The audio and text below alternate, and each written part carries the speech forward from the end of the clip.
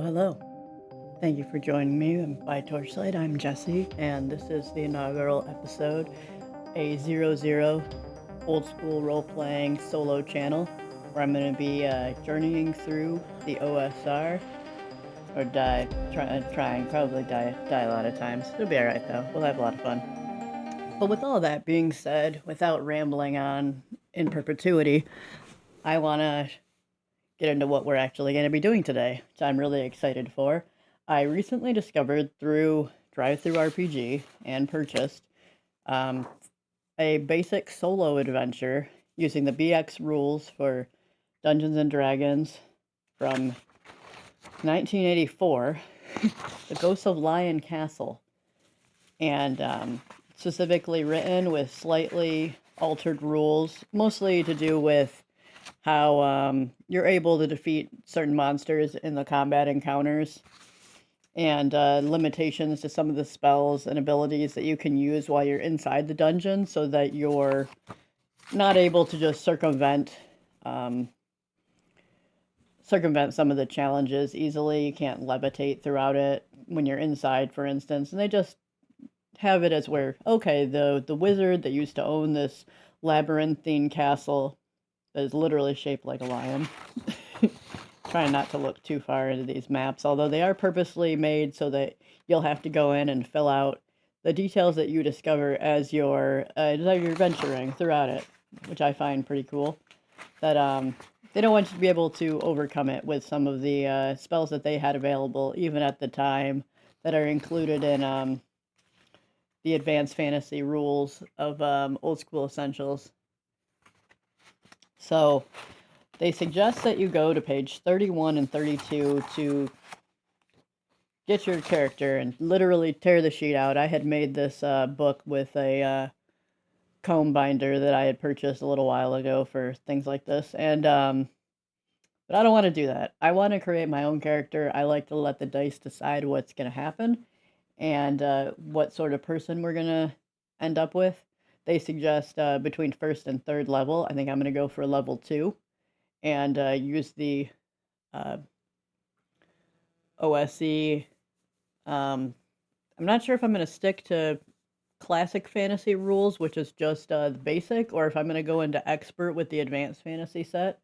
I guess we'll see where the dice rolls lie, and if it suggests that we should have a class that would be from the expert set, something like barbarian or knight or any of the other options, acrobat, something like that, depending on where our roles lie.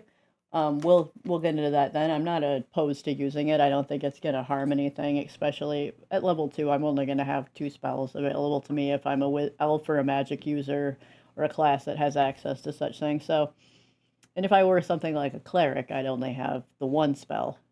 So I think that let's get on with it. I'm going to roll 3d6 straight down the line and see what we get. 13 for strength. All right, we do have a +1 to our strength, which I think is going to lend us towards perhaps not a main level fighter. I would prefer a little bit higher bonus, but let's see what we get in int and wisdom, and if we're able to change our prime requisite from those. All right, wishing for high. 11 for our intelligence, so 1 above average, but nothing we could take it down 1 and increase our bonus in strength potentially. Well, let's see what we get for our wisdom. All right, I'm going to keep that.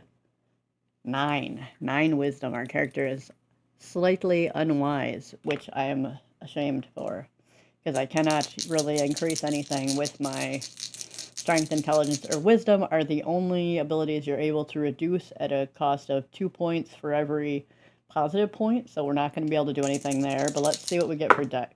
Oh, it's terrible. 8 for dexterity. 8 for dexterity. Alright, if on these last 2 I roll an 8 or lower, I might re-roll my stats just because I don't want a character that's hard to play solo. I'm not going to fudge it where I'm going to change any of the numbers, and if I were to re-roll, I would keep my re-rolled statistics, because I don't want to keep rolling and rolling and rolling. That just seems unfair. I might as well pick from the book at that point. Alright, that is a 7 though in Constitution. Not looking good. This is gonna be a hard to play character for my first solo adventure. And that is a 10 in Charisma. So I say let's try it and see how far they get. They're probably gonna just die. I have a negative definitely to my Constitution. At second level, maybe it'll be possible that we're not gonna be just horribly mutilated the first encounter that we run into inside Lion Castle. But let's see what we got going on.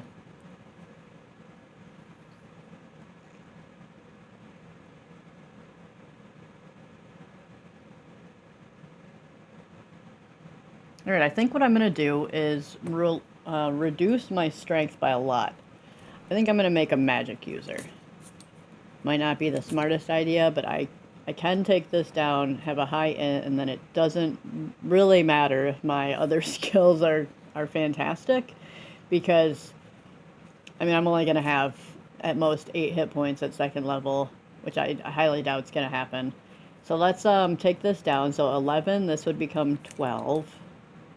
And then 9, we would get to 13. So our strength's going to be 9. Our int is 13, so now we have a +1 for our magic at least. Not that that does a huge amount of difference, but let's see. Let me go through and grab my book real quick, and let's roll up our saving throws, our HP, and our items.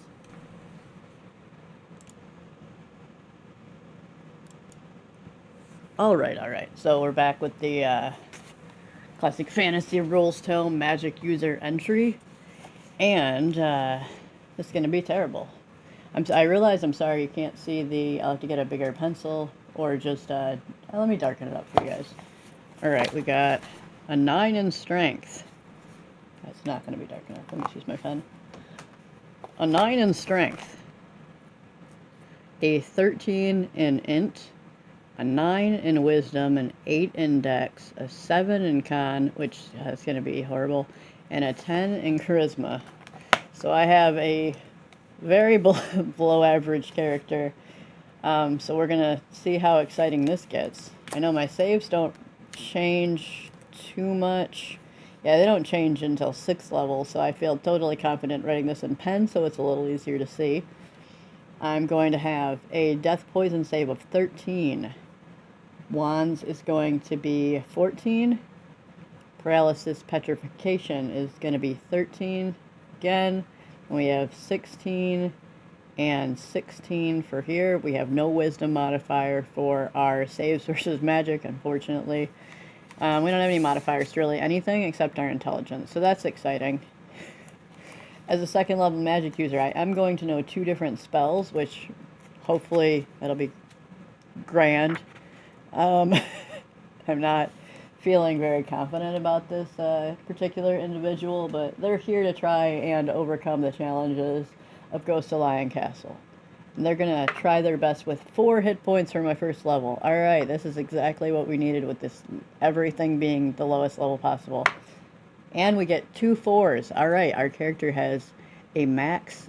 They are beefy for hit points. Although, as I said, it's not, we're going to have a negative hit point modifier, unfortunately. We're going to have a -1, so they have 7 out of 7. That is probably literally the best case scenario we could have for what's going on here. Alright, 7 out of 7 hit points. Their AC is going to be just garbage. It's absolute trash, but that's alright. I'm not too worried about this. I have 10 charisma, so we have no special modifiers for our reaction rolls for monsters or NPCs, which would have been nice when I'm trying to talk to some of these creatures. My hit point max is 7. Con modifier, -1. Wah wah. Alright. Unarmed AC is going to be a 9. Because I'm terrible. And I can't wear any armor, and I can only use a dagger. So I guess I'm going to have a dagger. 9. Beautiful. Horrifying. I have no special bonuses to any of my attacks, so that's really tragic. I have a 9 to AC, which means, like, everything can hit me. It's not going to be promising. And that's going to be a 9 or a 10. Literally, if you're using the more modern AC, this one actually equals out quite closely. There's literally 0 to all these, though, so that's not great. This is my descending AC. I'm going to look it up on the attack matrix. I have a THAC0 of 19. So we're going to hit a 9 is going to be a 10. So same as like how mine is. 10 to hit. Armor class 0. 8 is an 11. I need a 12. This helps a lot because I can just look really quickly. This is part of why I really love Old School Essentials version of BX when they have clarified so many things. Made the sheet just so easy to look at for what I need, especially with these, because then you don't need to rely on any sort of dungeon master adjudicating the AC, fudging dice, because I know exactly what I need to hit any sort of armor class at any time. And the chart's just right here. It's really beautiful in that way, to be honest.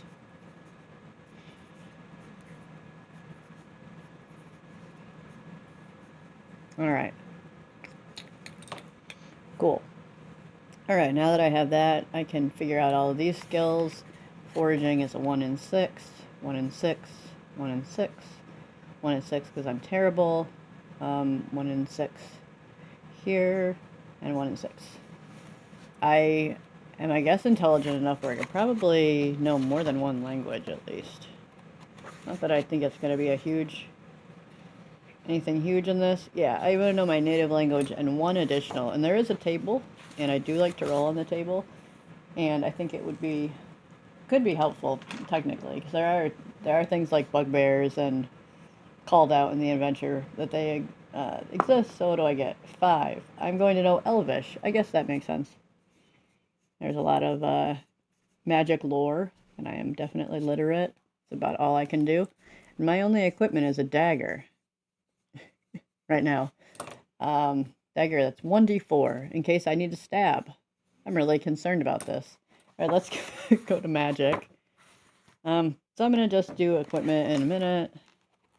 I'm going to get, like, just a basic kit. Where's my spells? There they are. Alright. Magic spells. I'm going to roll on the list twice. I think that is the most fun. I don't know much about this character's background, what they're doing. A 7 is protection from evil. Okay, that seems quite helpful. I think I have all my spell stuff on here. No. That'd be cool if it was there, but that's alright. Oh no. Spells. Spells, mounts, retainers, areas, exploding clues. Protection from evil.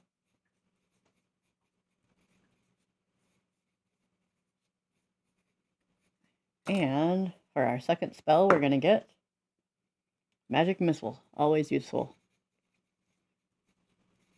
I still actually haven't looked if Magic Missile... That's not how you spell missile. Alright, if Magic Missile in this is going to have... Let's check. See if there's 2 darts. Second level, I'm not really sure yet.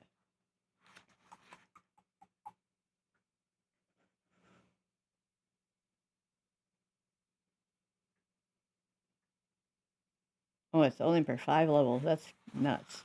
Although, I guess... Do I know any... Sorry for flipping back and forth. I should have had this checked. There I am. I don't know any second level spells until 3rd level, so we're stuck with these 1st level spells. That's alright. I'm not mad about Magic Missile. Or Protection from Evil. Although I can't read magic if I find any scrolls. And you are required to be able to read the magic on the scrolls to be able to use them right away. So this is 1d6 plus 1. I only have 2 uses of that a day, so that's tragic. And let me look at the protection from evil.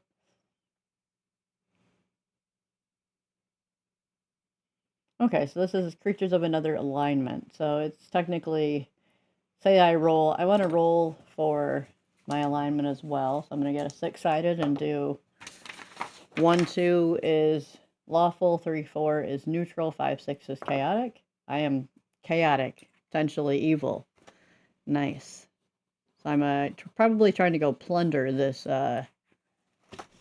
Lion Castle. And I feel like with the abilities we've rolled, with the spells we have, that they're probably, this magic user, probably a little more than a little bit arrogant, relies on their protection from evil to probably subdue some of the characters of different alignments, to hide their shortcomings. Because all they can do is magic missile and protect themselves from evil spells, or spells cast by good or neutral characters.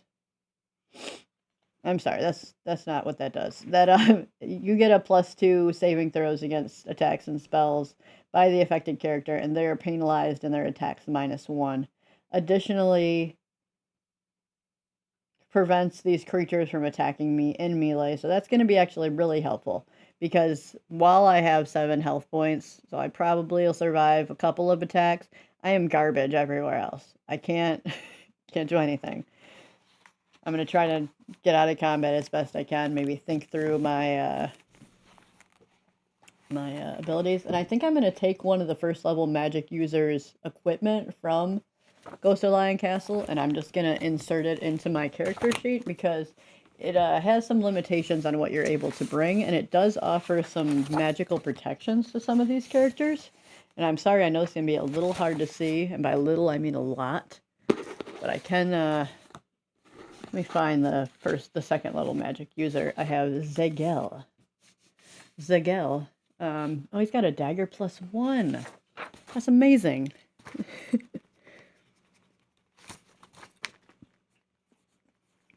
That's going to be a +1. Excuse me, a +1 to my attacks and damage. Of course, I get the hiccups and excitement. 21 days of iron rations, a full wineskin to get crunk, 2 large sacks to just fill with potions, a potion of levitation, my shit robes, oil flask to light in the face of creatures. Oh, I also have a potion of gaseous form. Alright. They're a little bit more generous. I feel like I almost want to take Read Magic instead of that protection spell, but because I'm a trash magic user, I have nothing to protect me otherwise. I think I'm going to stick with what I have and just add this equipment. So I'll be back in a second after I add all the equipment.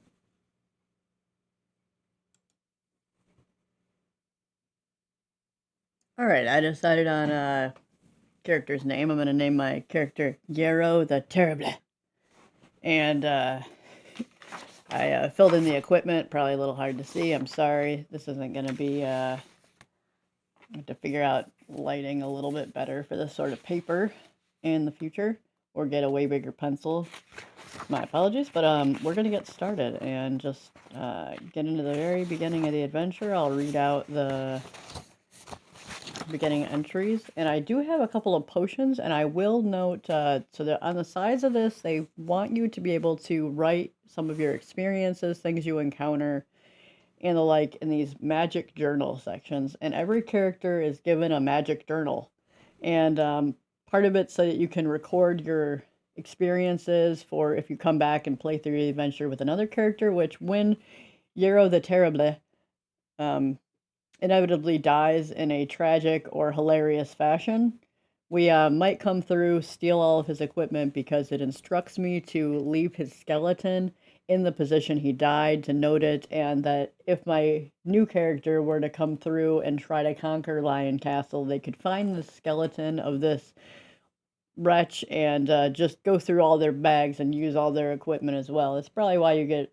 iron rations, because you can't just go back to town and resupply for some reason. I don't know if this is in like some faraway grasslands. It was suggesting that there's, you know, parting the tall grass that you see in the distance, Lion Castle.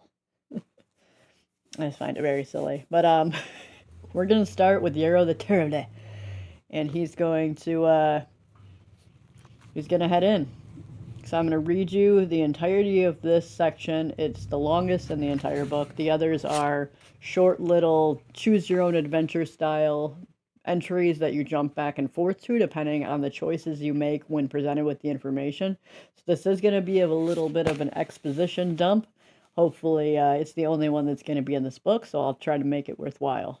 I don't know about that. We're going to try. All right. Roars of laughter and the sound of hearty voices in song rise from the tables in this warm, smoky tavern. Unnamed tavern, apparently. You make your way through the crowd, listening as people talk of the great wizard Sargon and his haunted-ass castle.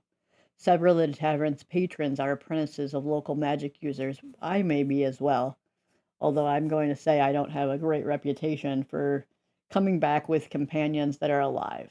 Like I'm going to say Yarro probably thinks of other adventurers, especially of lesser experience, as meat shields, and he probably doesn't believe that. No, he probably thinks he's a little untouchable. He's listening to these stories, probably thinks they're a little conflated, and we're going to continue on. So several of the tavern's patrons are apprentices, as is Yarrow, and it is his occupation as well. That's good to know. I should have just read ahead a little bit. You have joined the others tonight in the village of Sarsdell to trade stories and talk of your favorite topic, Lion Castle. We're all obsessed with this place. I mean, did you see it? It's a giant lion. It's kind of amazing. So one woman says Sargon was the greatest magic user of all time. Another says no magic worked on him. No, sir, none but his own. Why, I see warlocks, wizards, and sorcerers pass through here every day, and not one of them will go near Lion Castle of his. They're afraid they'll lose all their powers. And as I said earlier, a lot of the magic does not work when you're inside the actual castle itself, and that is to limit what you're able to do so you can't just blow through it. I'm not going to read every single one of these conversation notes, but I will read this. What is Lion Castle? A newcomer asks. The tavern keeper, who has told this story many times before, eagerly steps forth to inform the newcomer. Everyone here is so jazzed about Lion Castle. Sargon was a strong wizard indeed, son, and his castle is a sight to behold. He built it on the grassland plains in the land that we now call the Athengar Khanate. Ooh. Lion Castle is a beauty, son. She rises above the landscape, built so she looks like a great cat about to pounce. So, like, the newcomer is totally entranced. They say that Sargon's ghost resides within the castle, along with more than a few creatures. So his ghost haunts it, waiting for a worthy heir. And that plenty have tried to enter that great stone cat, but been killed even in the courtyards. So I do want to read this part. It says, whole armies have been defeated trying to enter Lion Castle, but they never knew the secret. What secret? The newcomer pleads. Only one person at a time may pass through the magical defenses of Lion Castle, and magic users and elves are about the only ones who even stand a chance. Although you can be a different class. It just suggests that those are the two that have the best chance of being succeeding in overcoming the challenges. Maybe we'll have an elf next time. Alright, so I'm going to skip all this because I'm not really that interested in some of the exposition. Yeah, it's just... so I have to follow the Streel River east for 6 days and then hike north for 2. After 8 days, I should be able to see the great stone lion rising from the plain. Be careful as you approach it. Wild beasts may attack you. You'll come to the outer curtain wall, and you'll see towers and gatehouses. Once you get beyond the curtain, you have to cross the outer ward. From there, friend, you can explore the castle's towers, gatehouses, and inner levels. Somewhere in that castle roams the ghost of Sargon, waiting for you to inherit all of his possessions. In the morning, you pack your journey, study your spellbook, and prepare your wagon. You pack 3 weeks' worth of iron rations for your long quest. Apparently it is an 8-day journey, and I'm just terrible at everything, so I don't think I'm going to be able to forage in the wilderness, although we are going to try. So it's 8 days. I'm going to try to do forage. I'm going to roll for 8. I have 6 sitting here, so I'm going to do these 6, and then 7. Okay, I have 7 D6s. On a 1, we're going to be able to forage when we're going. We'll do that when we get to it. So, They almost forget to tell me. Legends say that entering the castle at night is very unwise. West before you enter, and you approach in the light of dawn. So I'm not sure if staying in the castle overnight is more dangerous. We'll see, I guess. So it says we're going to ferry by river and turn to walk east along the river, and the great grasslands of Ethengar Khanate stretches out ahead of you. So it says 6 days pass. So I'm going to roll 6 days for seeing if Yarro the Terrible is able to forage for any food. One of those 6 days, so we're going to use 5 of our 21 iron rations. I have 16 left. I did not plan very well for this, apparently. I mean, he might die the first 20 minutes he's inside of the castle, so we'll see. You have seen few animals since you left Sarsdell, and you have talked to no one. You turn north from the riverbed and begin crossing the flat grasslands. As the sun begins to set on the 8th day, let me see if we get 1. So no, no more. We have 2 more rations we're eating. We have 2 weeks worth of rations left before we even get into the castle. I feel like this would have been really fun time. They could have a really fun place where you could have had a wilderness exploration, at least doing rolls to see if you would run into any wandering monsters. So I think I'm actually going to do that. I'm going to roll 2 sets of 4, and on a, since this is a grassland, we're going to, it's only a 1 in 6 chance of a wandering monster, and we get 2 on the first set of 4 days. So let's see. He might not even make it to the castle. And then 1 more.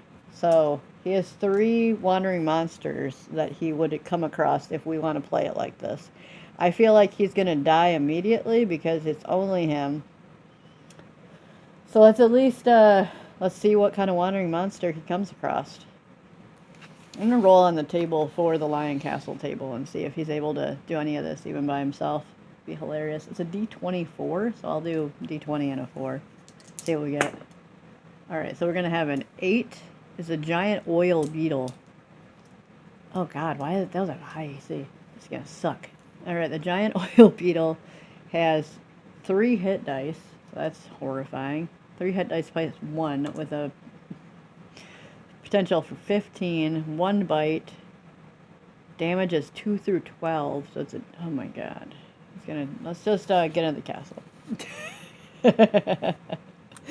We're gonna retcon that he definitely doesn't run into any wandering monsters. I guess because you're by yourself, it's a little bit more daunting. That'd have been hilarious though to just play that out and see him die to a giant oil beetle before he even gets to the castle. Alright, I'm going to continue to read. As the sun begins to set on the 8th day, the sight of a gray mound appears on the north horizon. The head of a huge stone beast pokes above the waving grass. Lion Castle stands ahead, only 1 day away. Didn't it tell me it was only an 8-day journey? Now it's a 9-day journey. But I guess I'll be there in the morning. Dawn comes quickly and you set out towards the castle. The time seems to drag. Finally, in the late afternoon, you come upon a slight rise in the land. All of Lion Castle stands majestically before you. A 10-foot-high outer curtain wall stretches for 250 feet at the base of the castle. 20-foot-high towers rise from the wall, which is rimmed by a dry moat. Lion Castle itself rests on a 10-foot-high mound within the outer curtain wall. The lion's head rises 6 feet from the mound. Its great roaring mouth faces west. Yeah, so now I need to subtract 9 days worth of rations from my character sheet. I thought it originally said it was 8, but whatever. We have 13 days of iron rations left.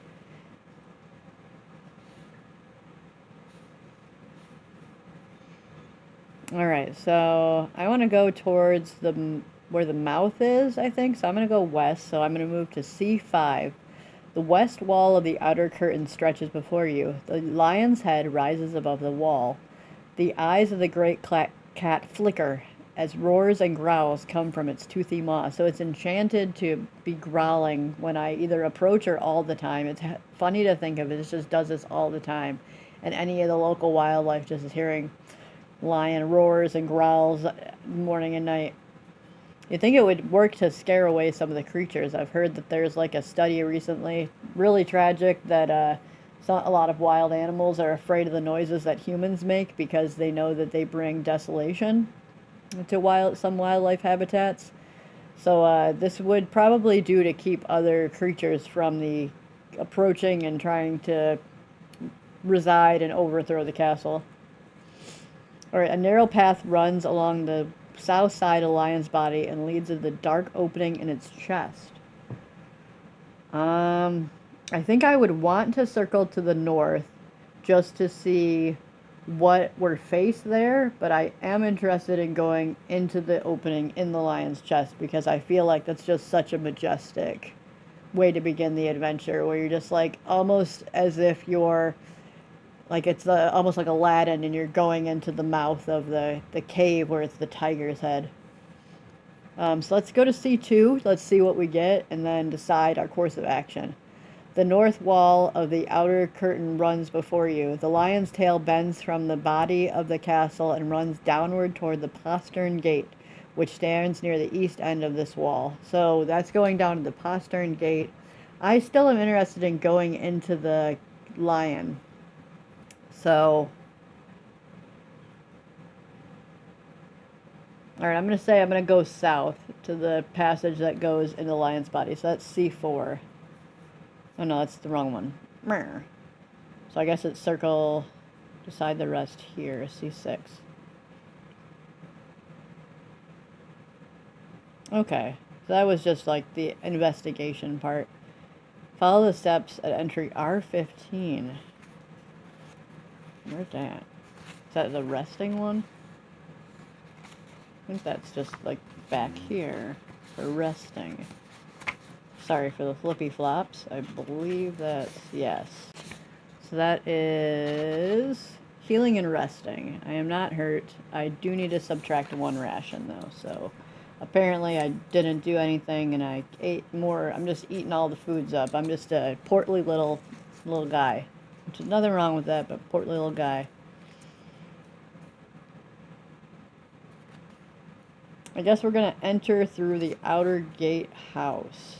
I could levitate over the wall, but I feel like that's a little gamey, metagamey, because in these rules it says if I use the potion of levitation, I am able to read through all like the early C entries, and I don't want to have that much information, I think, in the beginning, just because I want to be just as surprised as everybody else. So we're going to go over to C24, and we're going to see what we get. Alright. You are standing before the outer gatehouse. A raised portcullis rests over the gatehouse opening. Beyond the portcullis, 2 sets of thick wooden doors stand open. A path winds inward from the gatehouse and leads through patches of undergrowth toward the back of Lion Castle. If you have the proper spells or magic items, you may go through the gatehouse, becoming invisible, turning gaseous, which I can do with my gaseous form potion, or walking visibly, which I do not want to do. So, if we're going to go through this gatehouse, I think we're going to use that potion of gaseous form. Because I don't want to rouse the suspicion, and it will last until I'm in the next area.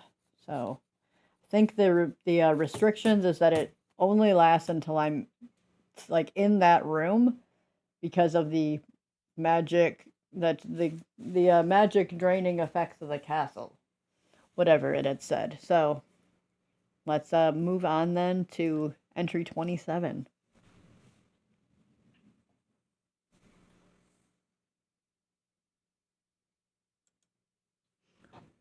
Alright, apparently everything I'm carrying falls through my body as I turn gaseous. I am still holding my magic journal and the maps, however, for some reason. I do not want to do that. I feel like that's just a little bit ridiculous. But if I wait to become solid and go to C8, can I pick my shit back up?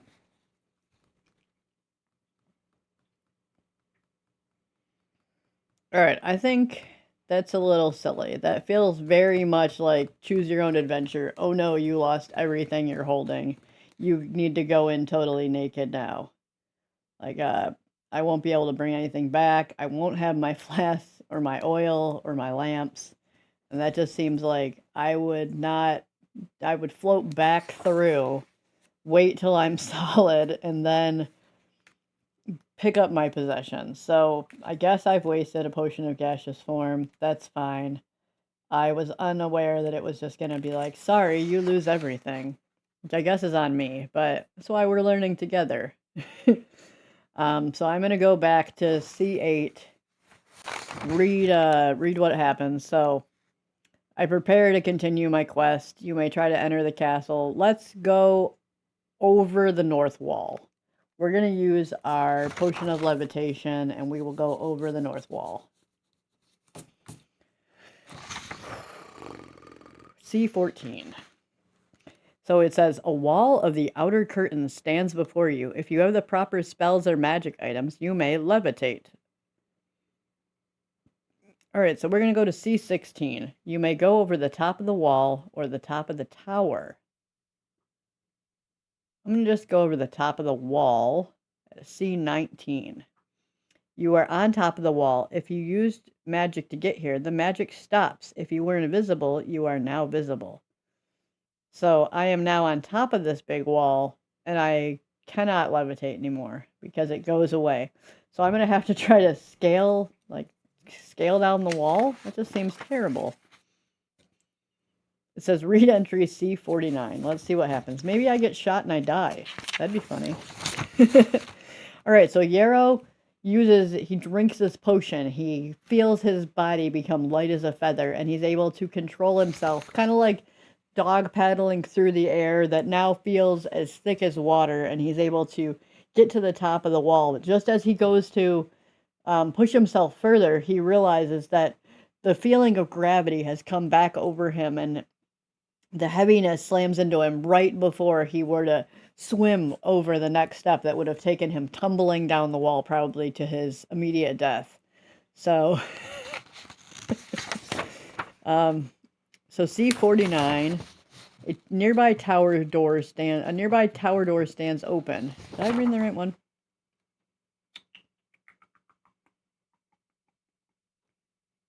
Yeah, C49. A nearby tower door stands open. A landing that leads to a spiral staircase stands inside the door. If you enter the tower, jump 10 feet down towards the outer ward, jump 15 feet down outside the wall, climb down a rope to the outer ward. Alright, I'm going to climb down a rope into the outer ward. I do have rope. I've got... it doesn't say that I, need rope specifically. And just says climb down a rope. Let me go to C60 and see. Yeah, it doesn't say okay, you don't have any. Oh, that's not good. Oh, good, I actually get rope. You reach the ground safely. Suddenly the rope falls from above as if someone or something has cut it. You may still use the rope later on. So I'm going to say I have rope 15.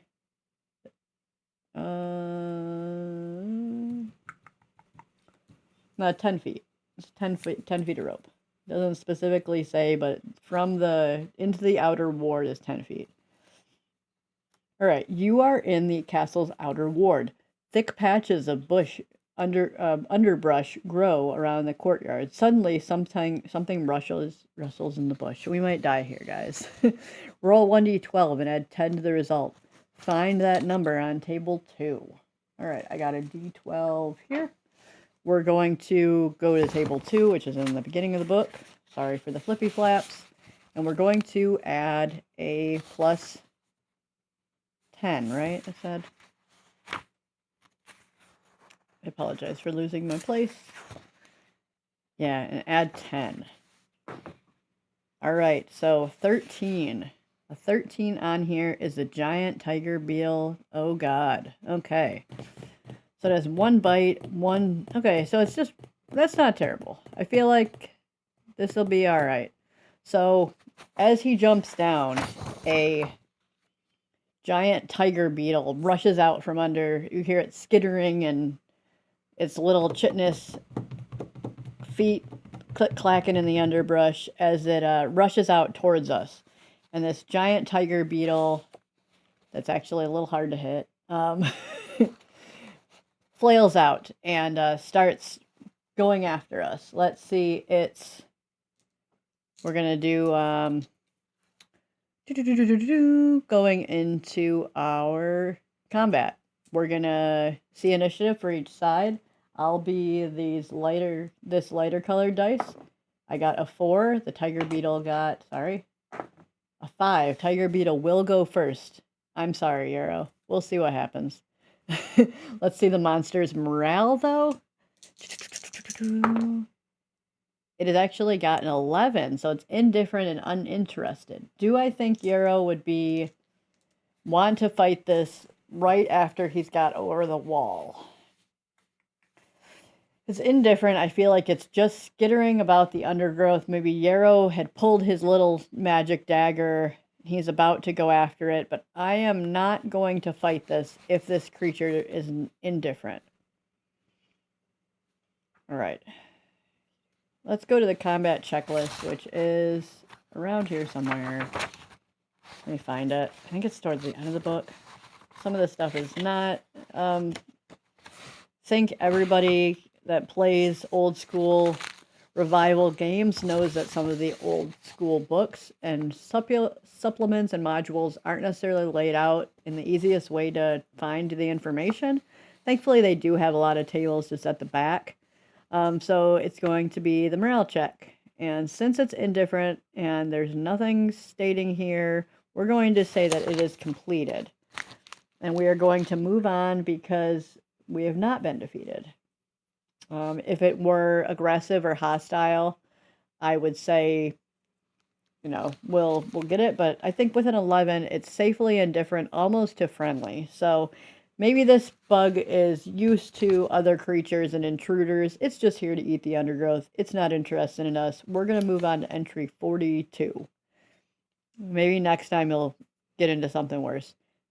Oh no, 42 is if I die. 62. I would not die.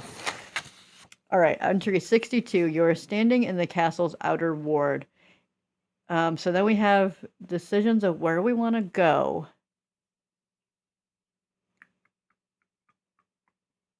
I think it was in the south where that entrance was. Let's go to its front paws. I'm interested in its front paws. I think the winding path might be the one that was gone through the chest cavity, but let's go to its paws. I want to investigate there. I want to see what's going on. So I'm standing in front of the castle. Arrow slits are cut into the spaces between the claws of the lion's forepaws. That's kind of cool. 2 small holes pierce the lion's muzzle. A patch of lead lies on the path below the holes. An opening is cut into the lion's chest. A raised portcullis rests over the opening. Beyond the portcullis, 2 sets of wooden doors stand open. So if I could have levitated to the lion's mouth or turned gaseous. I'm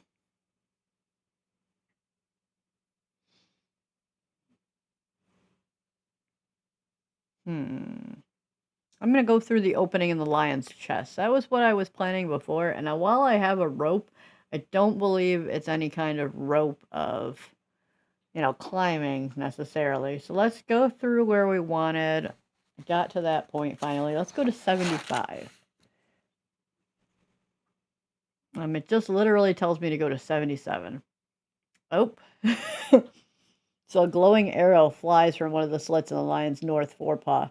It hits you, so there's not even a roll, which I don't find necessarily makes a ton of sense, but whatever. Let's see what happens to Yarro. 1d6 plus 1 damage, and then it disappears. 6. 7 damage. Yarro is dead. It's not like I didn't see something coming. We were given an obvious understanding that there's arrows, but I didn't think it was going to be immediate. I didn't think there was going to be an immediate, no save, you're just hit, you die.